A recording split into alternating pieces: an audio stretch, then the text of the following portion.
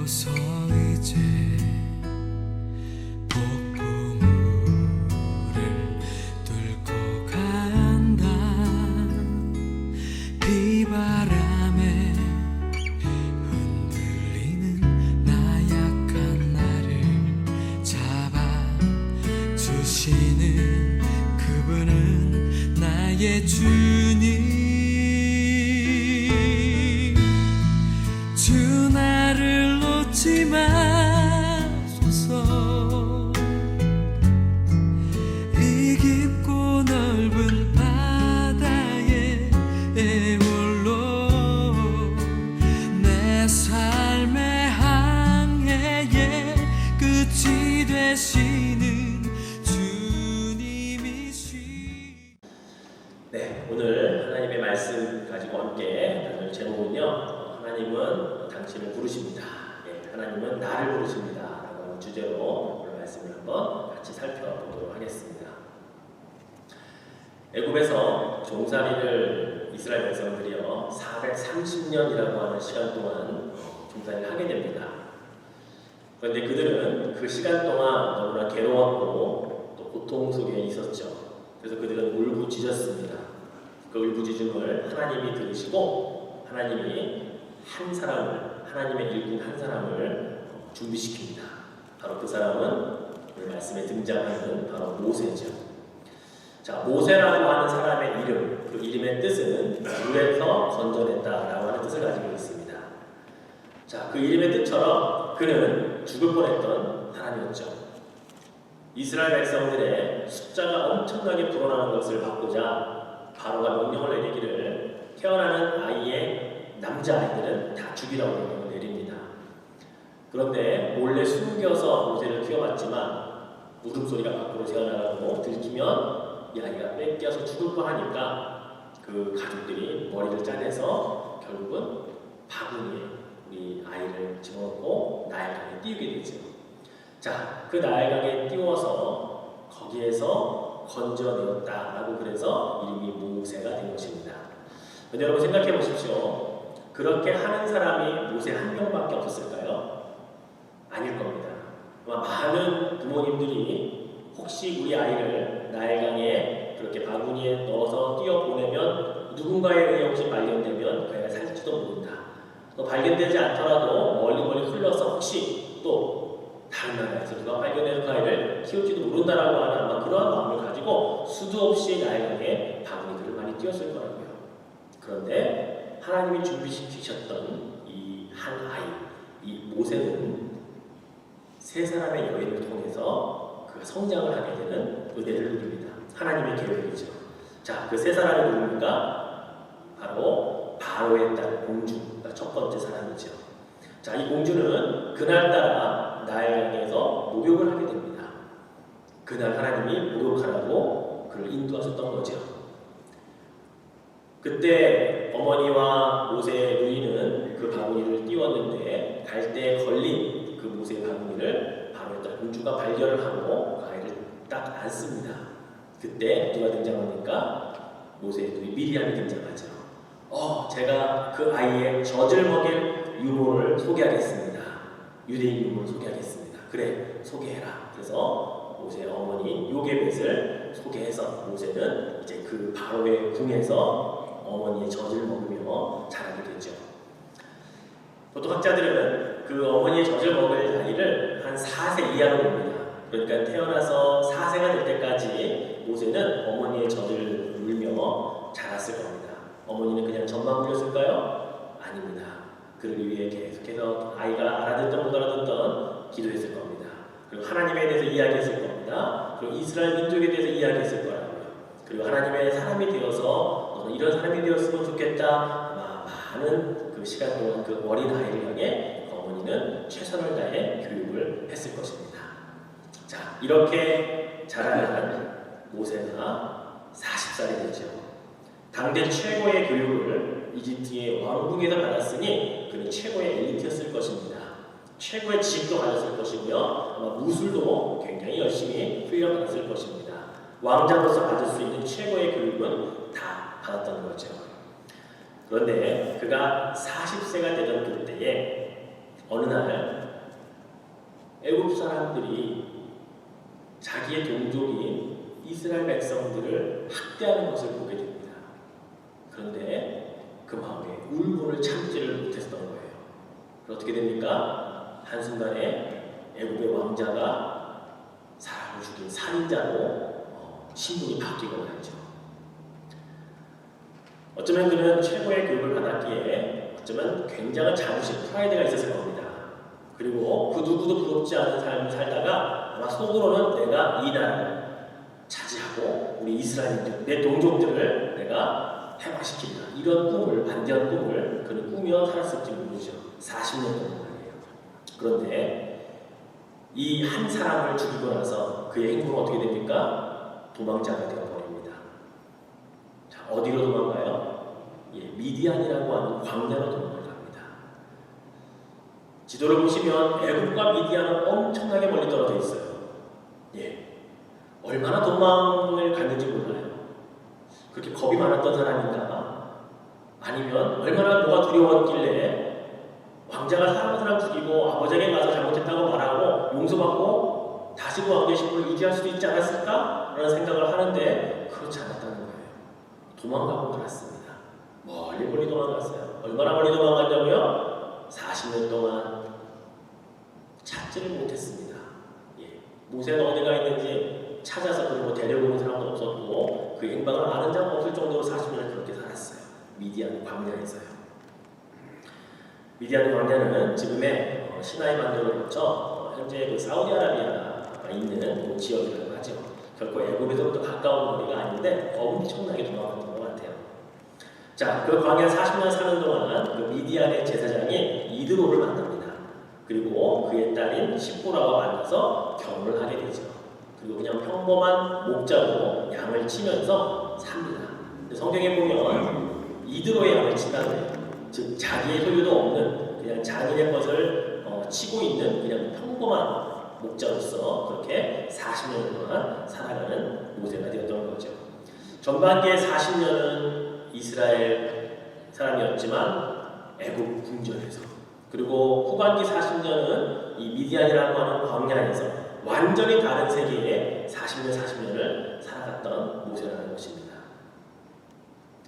자, 앞에 40년은 자신감과 최고의 교육을 받은 사람으로서 좀 부정적으로 이야기하면 자만감이 충만했던 사람이었을지 모르겠고요. 후반 40년은 최고로 낮아질 대로 낮아지고 자존감이라고 찾아볼 수 없는 그런 사람으로 변해 있는 목자 모세의 40년을 보게 됩니다. 그런데 하나님은 이제 그 후반 40년이 끝날 즈음에 이제 그를 부르십니다. 하나님께서 그가 사용될 때가 되었다고 판단을 하신 것이죠. 그래서 그를 부르시는 장면이 오늘 본문 가운데 등장을 합니다. 그런데 여러분, 하나님께서 사람을 부르시는 이유가 뭘까요?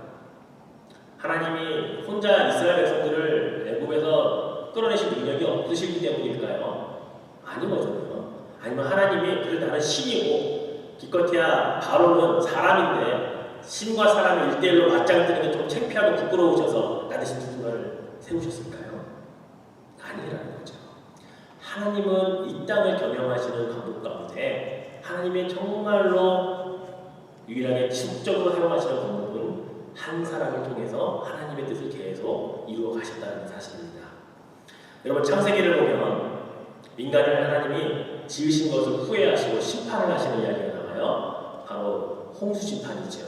그때 누구를 사용하세요? 노아 한 사람을 사용하십니다. 노아 한 사람에게요, 방주를 120년 동안 지으라고 하셔요. 120년 동안 참고 참으시면서 그 노아를 하나님이 한 사람을 사용하시기 위해 기다렸던 겁니다. 아브라함도 믿음의 조상이 되게 하기 위해서 75세 때 내가 너에게 아들을 주겠다. 그리고 그 아들을 말미암아 하늘의 별과 같이 바다의 모래알 같이 많은 후손들을 허락할 거다. 그런데 25년이 지난 100세가 되기 전에 또 아브라함은 하갈이라고 하는 여인과 동침을 해서 이스마엘이라고 하는 아들을 미리 낳게 되죠. 그걸 하나님은 기다려주셨어요. 100세가 될 때까지. 그때 아들을 주시면서 결국 믿음의 조상으로 아브라함을 사용하셨죠. 또한 야곱은 어때요? 쌍둥이 동생으로 태어나서 형의 장자권을 닭주방 그릇과 바꾸기도 하고 아버지를 속이기도 하고 그리고 결국은 외사주택으로 도망가는 참으로 파란만장한 인생을 살았지만 결국 그의 인생을 통해 누가 탄생합니까? 이스라엘의 12아들, 12부족, 12족장들이 탄생하는 역사가 이 야곱을 통해 일어난다고요. 그 아들 가운데 하나인 요셉은 또 어때요? 형들에게 미움을 받아서 애굽으로 팔려가죠. 팔려가 보디발의 집에서 누명을 써서 감옥에 들어갑니다. 감옥에도 결국은 하나님이 또한 그때를 통해 발탁해서 애굽의 국무총리로 삼으시고 결국은 그의 아버지와 형들 가족 70명이 애굽에 정착하게 되고 그로부터 430년을 그 땅에 살게 했던 그 바로 중추적 역할을 했던 사람이 요셉이었다는 거예요. 이처럼 하나님은요 하실 수 없어서 하시는 게 아니고요 한 사람 하나님이 원하시는 일꾼 한 사람을 오랜 시간 동안 기다리셨다가 그를 부르셔서 그를 통해 하나님의 역사를 계속해서 이루어 가시는 분이시라는 사실을 우리에게 보여주셨다는 겁니다. 자, 이제 430년이 지난 그때 모세를 하나님이 부르시는데 80년이라는 시간 동안 하나님이 기다리셨던 것이죠. 자, 이제 하나님께서 모세 한 사람을 이제 광야 이전에 애굽의 국에서 40년, 광야에 40년, 80년 동안을 기다렸던 하나님께서 그를 통해 이제 일하시라고 그를 부르시는 장면이 오늘 본문 가운데 있습니다. 자, 그를 부르시는 장면을 같이 한번 1절과 2절 말씀을 같이 읽어볼까요?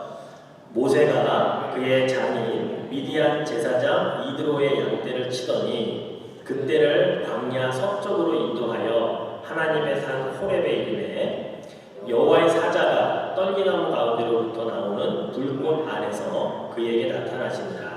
그가 보니 떨기나무에 불이 붙었으나 그 떨기나무가 사라지지 아니하니라. 자, 본문 1절에 보면 하나님의 산 호렙이라고 하는 말이 나와요. 성경에 보면 구약 성경에 하나님의 산이라고 하는 것이 두 군데가 나옵니다. 하나는 여기 호렙이라고요. 또 하나는 신의 산이 나와요. 그 어떤 학자들은 호렙산도 하나님의 산이고 신의 산도 하나님의 산이니까 같은 산이 아니냐라고 주장하는 학자들도 있어요. 그런데 다른 학자들은 아니다. 호렙산과 신의 산은 다른데 하나님의 산이라고 부를 뿐이다. 왜냐하면 목자인 모세가 이 미디안 광야에서 저 신의 산까지 양떼를 몰고 갈 리가 없다. 너무 멀다. 목자는 그 근처에서만 이렇게 양떼를 먹이고 살았을 것이기 때문에 호렙산은 또 다른 곳이다. 그래서 두 가지를 분리를 합니다. 자, 어쨌든 중요한 것은 하나님의 산이 호렙과 신의 산이 같다 아니다 이게 중요한 게 아닙니다. 일단 하나님의 산이 호렙이라고 하는 산에서 하나님이 지금 모세를 부르셨다는 것입니다. 자, 그런데 한 가시나무 떨기가 있는데요. 떨기나무에서 불이 타오릅니다. 저희가 작년 10월에 이스라엘에 다녀왔잖아요. 가신 분들은 아마 보셨을 거예요. 광야에 차를 타고 쭉 지나가다 보면 가장 많이 보이는 게 뭐예요? 가시떨기나무예요. 크지도 않아요. 저거 좀 작은 사이즈의 바닥에 이렇게 군데군데 수없이 많이 있는 것이 가시떨기나무더라고요. 자, 그런데 그 가운데 하나의 그 떨기나무에 불이 막 타오르고 있는 겁니다. 그런데 나무는 전혀 타지 않고 불만 타오르는 그 광경을 본 거죠. 자, 이 가시나무 떨기에 타오르는 불, 이건 과연 무엇을 상징하는 것일까요? 무엇을 상징을 모세에게 알려주시려고 이 광경을 모세에게 보게 하셨을까요? 두 가지가 크게 상징을 나타내고자 합니다. 자, 첫 번째는요. 자, 불이라고 하는 것은요. 스스로 타지 못합니다. 무언가 있어야 타요. 기름이 있던가 아니면 장작이 있던가. 나무가 있어야 그걸 계속 태우잖아요. 자, 그런데 나무는 있지만 이 나무가 불에 타고 있지 않아요. 불만 계속해서 타오르고 있다는 겁니다. 그 의미가 뭐예요? 스스로 타고 있는 불. 하나님은 스스로 존재하시는 분이다라고 하는 것을 이 가시나무 떨기를 통해 보여주시고 있는 거죠. 바로 하나님의 존재는 그러한 분이라는 거예요. 나는 스스로 있는 자다. I am who I am. 나는 스스로 존재하는 자다라고 하는 것을 이 가시나무 떨기에 타는 불꽃을 통해 하나님이 가르쳐주고 있는 거죠. 자, 두 번째 상징은 또 뭐가 있을까? 사실 불이라고 하는 것은 역경과 고난을 상징하는 것일 수 있습니다. 그리고 그 안에 있는 떨기나무가 계속해서 불에 타고 있다고 하는 것은 어쩌면 역경과 고난을 당하는 이스라엘 백성을 상징할 수가 있어요. 그런데 하나님이 그럼에도 불구하고 거기에 계속 함께 계시는, 그래서 그 역경과 고난이 있지만 그들을 완전히 멸망시키지 못하도록 보호하시고 지키시는 하나님의 임재를 또 함께 상징하는 이 장면을 통해서 두 가지를 우리가 함께 깨달을 수가 있다는 거예요. 자, 모세가요 이것을 보고 너무나 광경이 희한하니까 가까이 가려고 했습니다. 그때 하나님께서 5절 말씀에 보니까 모세야 가까이 오지 말라. 내가 선 곳은 거룩한 곳이니 내 신발을 벗어라 라고 그렇게 하나님 명령을 하십니다. 자, 갑자기 그냥 평범한 광야에 가시나무 떨기였는데 거기에 불꽃이 있는 그 장소를 하나님이 거룩한 땅이라고 명령을 하십니다. 갑자기 거룩한 땅이 된 거예요. 그리고 그곳에 신발을 벗으라는 거예요. 자, 고대 근동 모세가 살던 시대에 신발을 벗는다는 의미가 어떤 의미가 있냐면요, 누군가를 존경할 때 당신은 내가 존경할 사람입니다. 나는 당신의 하수인입니다. 라는 표현을 할 때 신발을 벗었다고 해요. 예, 그래서 신발을 벗은 말미암아 나는 당신을 경배하고 당신을 찬양하는 사람입니다. 라고 하는 것을 나타내는 게 신발을 벗는 거였다고 말합니다. 또 한 가지는요, 신발을 신고 있으면 여기 내 땅이 있대요. 근데 신발을 벗는 순간 내가 서 있는 이 땅은 내 것이 아닙니다. 라고 하는 그런 표현을 또한 상징을 나타낸다고 하더라고요. 여러분, 우리가 잘 알고 있는 구약에 룻기 있잖아요. 자, 룻기를 보면 나오미가 그의 며느리 룻을 데리고 온단 말이에요. 그런데 그와 결혼을 지키고 싶은 보아스라고 하는 사람이 있는데 친척이죠. 그 당시의 개념이 기업 물을 자라고 하는 개념이 있었어요. 가장 가까운 친척이 먼저 어렵고 힘든 그 가족을 책임지는 거죠. 자, 그런데 성경에 보면 그 사람은 아무개라고 하나요? 예, 아무개라는 사람이 보아스보다 훨씬 더 가까워요. 나오미의 가족과. 자, 그런데 이 아무개가 나는 기업 물을 자의 자리를 포기합니다. 그러면서 신발을 벗는 행위를 합니다. 예, 그게 뭐예요? 이 책임으로부터는 벗어나겠다. 내 것이 아니다라고 그가 의사표시를 하는 거예요. 그래서 보아스가 룻을 취하고 결국은 다윗의 조상의 계보의 조상으로 올라가게 되는 거잖아요. 예, 고대 근동에 이렇게 신발을 벗는다는 의미가 이런 여러 가지 의미들을 상징을 하는 거였습니다. 자, 하나님께서도 그 고대 근동에 살고 있는 모세에게 그걸 명령을 하셔요. 여기는 네가 서 있는 땅은 네게 아니다. 나의 거룩한 땅이니 신발을 벗어서 이것이 나의 것인 것을 내가 표현하라. 이렇게 해서 신발을 벗게 하시는 거죠. 자, 우리가 여기서 한 가지 생각해 볼 것이 있습니다. 자, 그렇다면 여러분, 이 하나님께서 지금 신발을 벗으라고 명령한 이 땅, 지금 바로 앞에 가시나무 떨기가 있고 불이 타오르는 이 땅은 지금부터 영원토록 영원한 땅일까요? 그렇지 않을까요? 이게 거룩한 땅이라고 하나님 명령하셨으니까 지금부터 영원토록 이 땅은 계속 거룩한 땅일까요? 아니죠. 모세와의 대화가 끝나면 그 가시나무 떨기의 불꽃은 사라질 것입니다. 그러면 그 땅은 더 이상 거룩한 땅이 될 수가 없는 거예요. 자, 그럼 거룩하고 거룩하지 않고의 그 중심에 누가 있어야 된다고요? 하나님이 있어야 된다는 겁니다.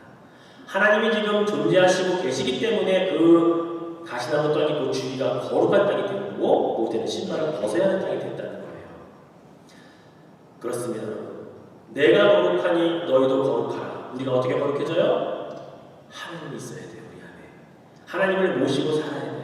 하나님의 영이 성령이 내 안에 거해야 거룩해질 수가 있는 거예요. 현대 교회가 거룩성을 잃어버렸다 그래요. 많이 회복해야 된다 그래요. 현대 교회 성도들이 그래서 거룩함을 회복해야 된다고 말해요. 어떻게 해요? 하나님을 내 안에 모시고 내가 하나님과 함께 살고 있다는 그런 거룩성의 회복이 있어야 된다는 거죠. 하나님 없이 거룩해질 수 없습니다. 내가 하나님과 동행하고 있다는 것을 날마다 느끼고 체험해야 돼요. 내가 숨을 쉬고 있는 것도 하나님의 영광을 위해 숨을 쉽니다. 내가 지금 어떤 일을 열심히 하는 것도 땀 흘리며 내가 봉사하고 애쓰고 일하는 것도 하나님이 내 안에 계셔서 나로 일하게 하시는 겁니다. 라고 하는 그런 고백들. 이게 하나님을 경험하는 삶이죠. 이게 하나님과 함께 동행하는 삶이죠. 그런 삶이 바로 거룩해질 수 있는 근거가 되는 겁니다. 여러분, 과거에 솔로몬 성전을 생각해 봅시다. 솔로몬 성전이 왜 거룩한 하나님의 성전이라고 일컬음을 받았습니까? 그 안에 뭐가 있어요? 법궤가 있기 때문인 거죠. 예. 법궤가 없으면 이 성전은 거룩하지 않아요. 하나님의 임재를 상징하는 솔로몬 성전에 법궤가 지성소에 있기 때문에 이것은 거룩한 하나님의 성전이었던 거예요. 자, 근데 이 성전이 지금까지 남아 있습니까? 없어졌습니까? 없어졌어요. 왜요? 하나님의 성전 안에 하나님이 떠나셨어요. 내가 더 이상 이 성전에 머무르지 않기를 원한다고 하나님이 떠나셨다고요. 누구의 짓밟힙니까? 결국은 바벨론의 짓밟힙니다. AD 70년에는 결국은 로마의 짓밟힙니다. 흔적도 없이 사라져버렸어요. 하나님이 계시는 동안만 거룩한 거예요. 하나님이 떠나가시면 그 어떠한 것도 이 땅에 거룩해질 수 있는 것은 없다라는 거예요. 우리 교회가 거룩해지기를 원하십니까? 하나님이 계셔야 돼요. 하나님이 일하시는 교회가 되어야 돼요. 모두가 하나님을 찬양하고 하나님을 믿겠습니다라고 하는 고백들이 있어야 돼요. 그래야 우리 교회가 거룩한 교회가 되는 거예요. 여러분 거룩해지시기를 원하십니까? 내 안에 하나님이 있음을 믿고 하나님과 호흡하고 하나님께 기도하고 하나님과 함께 사시는 여러분 되시기를 축원해 드립니다. 그게 거룩한 성도예요. 그게 바로 거룩해질 수 있는 유일한 길이며 유일한 방법이라는 사실을 여러분 기억하시면 좋겠습니다. 결국 가시나무 떨기에 불꽃이 사라진 그 장소는 더 이상 거룩하지 않았을 겁니다. 모세도 신을 신고 다시 그냥 돌아갔을 거라고요. 사랑하는 성도 여러분, 결국 하나님께서 계시는 동안만 거룩한 삶을 살 수 있는 겁니다. 그러니 우리가 하나님을 체험하지 아니하고 하나님과 함께 같이 지낸다고 하는 그런 임재의 경험이 없이 우리가 거룩한 삶을 산다는 것은 그것은 불가능합니다. 어불성설이에요. 하나님이 계셔야만 나는 거룩한 삶으로 살아갈 수 있다는 사실입니다. 자, 하나님께서 이제 모세에게 이렇게 자신을 소개하셔요. 6절 말씀에 보니까 나는 내 조상의 하나님이다. 아브라함의 하나님, 이삭의 하나님, 야곱의 하나님이라. 하나님이 자신을 소개하십니다. 이스라엘의 3대 족장이라고 말하는 아브라함, 이삭, 야곱의 하나님이다 라고 말씀하시면서 그런 하나님이 바로 너의 하나님이다 라고 모세에게 말씀하고 있는 거예요. 자, 이런 하나님께서 이스라엘 백성들이 430년 동안 애굽에서 종살이 하는 동안에 뒷짐지고 이렇게 계셨느냐? 아니면 팔짱 끼고 이렇게 계셨느냐? 아니었대요. 하나님이 모세에게 이렇게 말씀하십니다. 자, 7절과 8절에 있는 말씀 같이 한번 읽어볼까요? 여호와께서 이르시되 내가 애굽에 있는 내 백성의 고통을 분명히 보고 그들이 그들의 감독자로 말미암아 부르짖음을 듣고 그 근심을 알고 내가 내려가서 그들을 애굽인의 손에서 건져내고 그들을 그 땅에서 인도하여 아름답고 광대한 땅, 젖과 꿀이 흐르는 땅, 곧 가나안 족속, 헷 족속, 아모리 족속, 브리스 족속, 히위 족속, 여부수 족속의 지방에 데려가려 하노라. 보세요 여러분, 여기에 쓰여 있는 동사들을 보자고요. 7절에 보니까 보신 하나님, 그리고 들은 하나님, 그리고 이미 알고 계신 하나님이었다라고 말씀하세요. 우리들의 보통의 하나님은 방관하시는 분이 절대 아니라는 겁니다. 우리들이 어떠한 상황에 있는지 어떤 형편에 있는지 하나님은 늘 보고 계셔요. 그리고 알고 계시고 우리의 부르짖음을 듣고 계신다는 하나님이신 것을 믿으시기를 바랍니다. 자, 그 하나님이 그래 알고 계시고 끝나느냐? 아니요. 내려오시겠대요.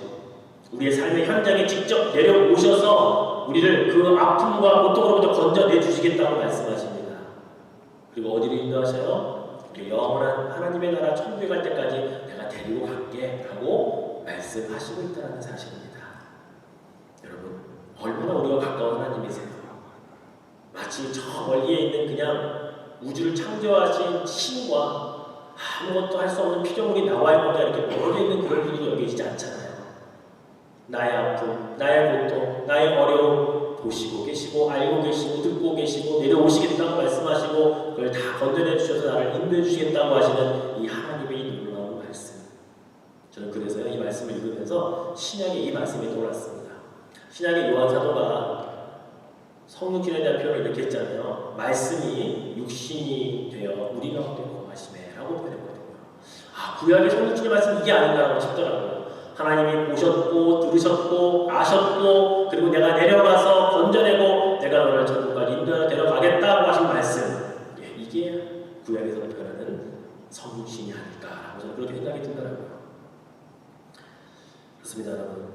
하나님께서는 우리가 동떨어져 계신 분이 아닙니다. 하나님은 우리가 언제든지 원하시면 우리가 임재하시고 동행하시길 원하시는 분이십니다. 그리고 나의 모든 부르짖음과 찬양과 간구에 귀 기울이시고 듣고 알고 계시는 그 하나님이심을 다시 한번 깨달으시기를 축원해 드립니다. 자, 이제 마지막으로 모세를 부르신 장면을 볼 건데요. 자, 처음에 4절 말씀에서 하나님께서 떨기나무 가운데서 이렇게 부르셨어요. 모세야, 모세야. 그때 모세가 뭐라고 얘기해요? 내가 여기 있나이다. I am here. 라고 대답을 해요. 자, 그런데 여러 가지 이야기를 쫙 하신 다음에 다시 11절에 가서 모세를 이렇게 부르셨는데 모세가 뭐라고 대답하냐면요. 내가 누구이기에 라는 말로 하나님께 대답을 합니다. 자, 이 뉘앙스를 한번 잘 생각해 봅시다. 부정적인 대답을 하기 위해 하는 말일까요? 긍정적인 대답을 하기 위해 하는 말일까요? 내가 누구이기에 라는 말은 부정적인 말을 하기 위해 하는 겁니다. 어떻게 보면 겸손의 표현일 수 있지만 그런데 이 본문 뒤로 계속해서 보면요. 모세하고 하나님하고 5번이나 이런 말을 하면서 모세가 거절을 해요. 못하겠다고. 아니 안 된다고. 나는 안 된다고. 하는 수 없이 하나님이 누구를 붙여주세요? 형 아론까지 붙여주면서 좀 하자 해가지고 결국은 5번 만에 모세가 하게 되거든요. 그러니까 이 말의 시작은 내가 누구이기에 라는 말을 통해 일단은 거부를 했다는 겁니다. 그런데 하나님은 80년을 기다리셨잖아요. 여기서 포기하실 수가 없으시잖아요. 보고 듣고 알고 내려가서 그 일을 해주신 하나님께서 모세 한 사람만 딱 순종하면 이제 그 일을 일사천리로 이루어 주실 것인데 여기서 하나님 포기하신 분이 아니시잖아요. 80년을 참아오셨는데 결국은 끝까지 5번의 하나님과 모세와 이 대화를 통해서 결국 모세에게 그 일을 하도록 그렇게 말씀하십니다. 자, 그러면서 이런 말씀까지 하세요. 모세에게 내가 반드시 너와 함께 있으리라. 임마누엘의 그런 축복으로 그를 권면하십니다. 이렇게 내가 함께 있으니까 나와 함께 가자라고 권고를 하셔요. 그리고 두 번째를 보니까 네가 그 백성을 애굽에서 인도하여 내어서 나중에 홍해를 건너고 이 산, 호렙산까지 와서 나 하나님을 섬기게 되면 그것이 내가 너를 보낸 증거가 될 거다라고 또 약속을 해주십니다. 그런데 잘 생각해보면요. 이 두 번째 증거는요. 나중에 모세가 이미 순종을 해서 다 이루고 난 다음에 여기에 와서 예배할 때 그게 내 증거다라고 말씀하시는 거니까 사실은 하나님의 두 번째 이 말씀은 모세의 순종을 이미 전제로 해놓고 하신 말씀이라는 거죠. 예, 그렇습니다. 하나님 이렇게 하자, 내가 너와 함께 해줄게. 그리고 네가 여기 와서 다시 예배드리는 것이 증거가 될 거야 라고 말씀하시지만 사실은 모세의 순종을 이미 전제하시고 하나님이 그렇게 권면하고 있는 것을 보게 되죠. 자, 하나님은 부르시고 모세는 거부를 하고 반복을 했지만 그러나 5번에 결국은 하나님의 뜻을 그가 받아들이고 하나님의 일꾼으로 사용되어지는 것을 보게 됩니다. 여러분, 하나님이 하나님의 사람을 부르시는 방법은 과거나 지금이나 앞으로 변하지 않습니다. 모세에게만 특별한 케이스나 경우가 아니었다는 사실을 우리는 믿어야 합니다. 저는 개인적으로 하나님의 종으로 목회자로 그렇게 부름 받기를 원하지 않았던 사람 가운데 한 사람이었습니다. 저는 목회자가 아닌 오히려 평신도도 하나님 나라를 위해 열심히 하나님께 쓰임받고 싶었던 그런 사람이었습니다. 그런 비전도 있었고요. 그런데 하나님께서 부르시는 그때에 제가 하나님의 뜻을 분명하게 알게 되니까 저는 거부를 할 수가 없었습니다. 모세는 80년이 걸렸잖아요. 저는 30년 걸렸습니다. 30세 때 부르셨거든요. 그런데 그때 부르실 때 그럼 모세는 80년이 걸려서 왜 30년 걸렸을까요? 제 생각에 제가 일찍 포기했기 때문에 그랬던 것 같아요. 제가 하나님의 뜻이라면 순종하겠다고 제가 그냥 그렇게 대답을 해버렸거든요. 하나님이 그 뜻 내가 맞다라고 하셔서 그럼 제가 아멘하고 저는 빨리 포기를 했어요. 자, 그때 부르실 때 저에게 들려주셨던 그 하나님의 음성, 하나님 저에게 주셨던 말씀 지금도 생생하게 저는 기억을 합니다. 어떤 말씀 하셨냐면 내가 너와 함께 있으리라. 네가 어디를 가든지 내가 너와 함께 하리라 라고 말씀하셔서 주셨어요. 지금도 기억하고 있어요. 근데 여러분, 모세에게 하신 말씀, 저에게 하신 말씀 똑같아요. 왜 똑같죠?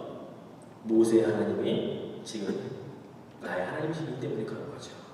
수천 년 전에 부르실 때나 지금 부르실 때나 앞으로 부르실 때에도 하나님의 사람은 동일하게 하나님 이렇게 말씀해 주실 것입니다.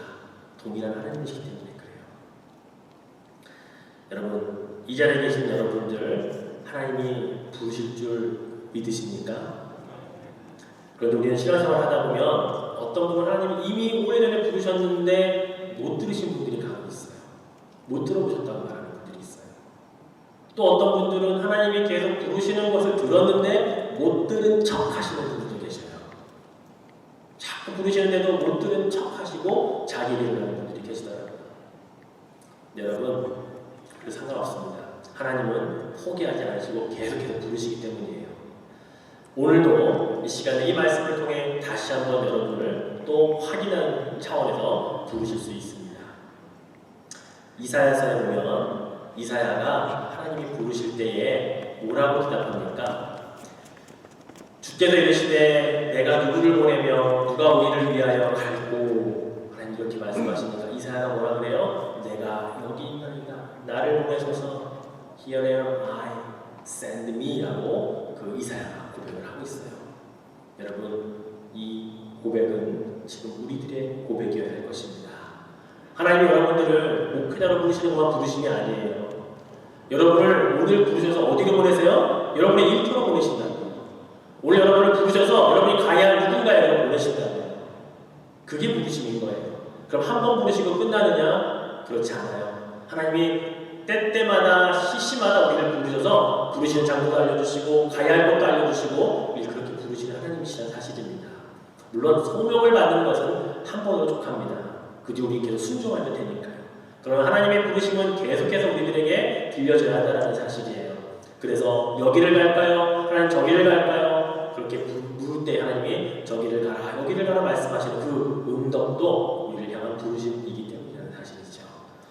사랑하는 성도 여러분, 광야에서 40년 동안 훈련을 받았던 모세에게 모세야 모세야 내가 여기 있나이다 대답한 이후에 결국 내가 너를 보내겠다, 내가 너와 끝까지 함께하겠다 라고 하는 그 부르심에 모세는 결국은 순종을 했습니다. 그래서 하나님은 그를 통해 위대한 이스라엘의 지도자로 삼으시고 역사를 이루어내셨습니다. 여러분, 그렇습니다. 하나님의 부르심에 우리의 응답은 순종이어야 합니다.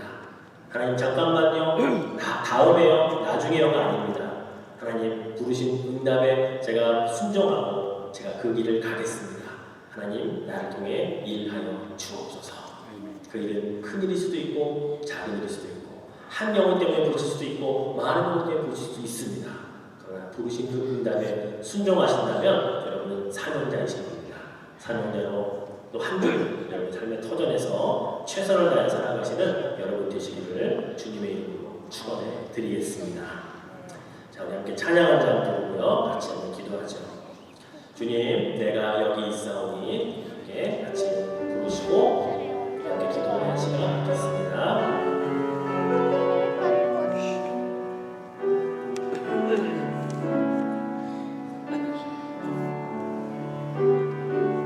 주님, 내가 여기 있사오니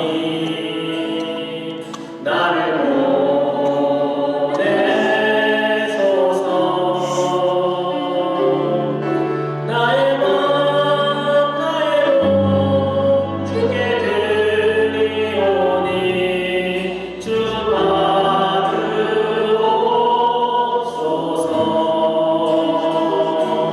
주님, 내가 여기 있사오니 나를 써주소서.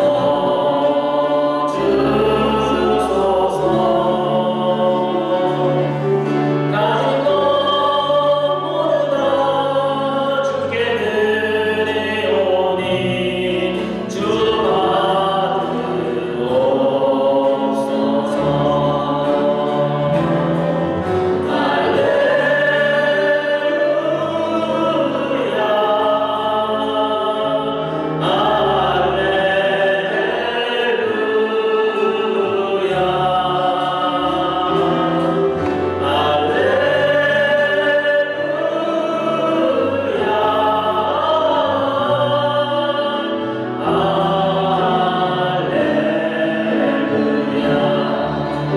기도합시다. 여러분, 주님은 여러분 부르십니다. 여러분 부르심에 여러분 내가 여기 있습니다, 나를 보내소서 이렇게 응답하시는 여러분 되시면 좋겠습니다. 하나님의 부르심은 우리를 쓰시기 위한 부르심입니다. 거부하지 마시고 늘 부르시는 그 응답에 순종하셔서 이 시대 하나님 필요한 곳에서 쓰임받는 우리들의 삶이 되게 해달라고 함께 기도하시면 좋겠습니다. 함께 동성으로 기도하죠. 사랑의 하나님 감사를 드립니다. 하나님은 예나 지금이나 동일하게 하나님의 사람들을 부르십니다.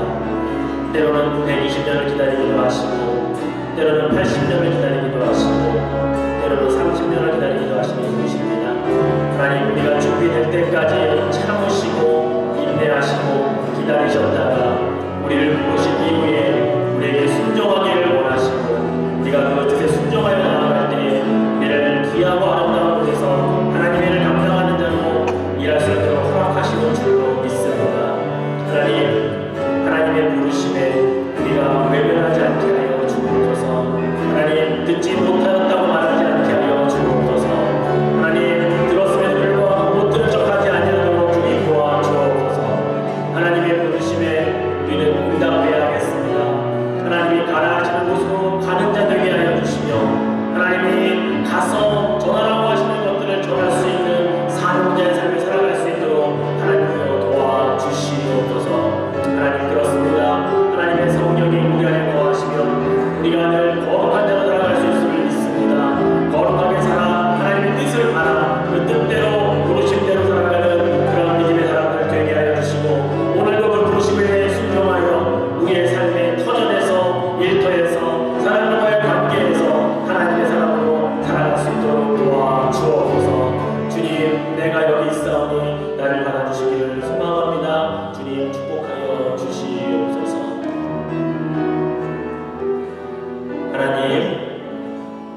하나님은 지금도 나를 부르고 계시는 줄 믿습니다.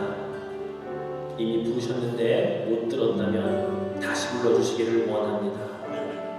하나님, 우리가 하나님을 아버지라고 부르는데 자녀를 부르시는 음성을 한 번도 들어본 적이 없다면 뭔가 이상한 건 아니겠습니까? 아버지와 자녀의 부름과 대답이 한 번도 없었다면 우리가 다시 한번 하나님과 우리의 관계를 고민해 보아야 하지 않겠습니까?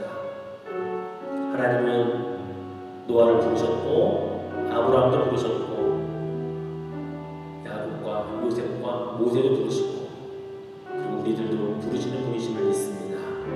하나님의 나라와 하나님의 뜻을 위하여 우리를 부르셔서 보내시고 그곳에서 하나님의 영광, 하나님의 나라를 위하여 우리를 사용하시는 분이신 줄로 믿습니다. 작고 크고의 문제가 아니며 많고 적고의 문제가 아니며 위대한 일, 그렇지 않은 일의 문제가 아닙니다.